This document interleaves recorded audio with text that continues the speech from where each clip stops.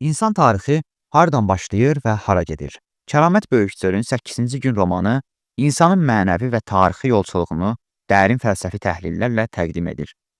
Əsər Azərbaycanın Quşçular kəndindən olan Əvəz və Ülkər ilə qonşu erməni kəndi Noracuqdan olan Qurgen və Siranuşun dostluğu fonunda başlayır. Ermənilərin Quşçulara hücumu zamanı Qurgen və Siranuş kömək məqsədi ilə yola çıxır. Lakin yaxınlığa düşən mərmi nəticəsində dərin bir quyuya düşürlər. Bu quyu zamanın və yaddaşın simvolu olaraq onları insanlığın ilkin dövrlərinə aparır. Roman bu qəhrəmanların keçmişə səyahəti vasitəsilə insanlığın tarixi, mədəniyyəti və mənəvi dəyərləri üzərində düşünməyə vadar edir. Əsərdə millətçilik anlayışı arxa plana keçir. İnsanın özü və onun dəyərləri ön plana çıxarılır. Müəllif millət anlayışının olmadığı bir dünyada insanın kimliyini və dəyərlərini araşdırır.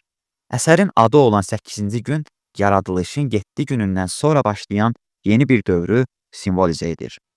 Bu, insanlığın öz keçmişindən dərs alaraq daha mənəvi və dəyərli bir gələcəyə doğru addımlamasını təmsil edir. İndi bilirik ki, insanın əsl kimliyi və dəyərləri onun keçmişini anlamaq və ondan dərs çıxarmaqla formalaşır.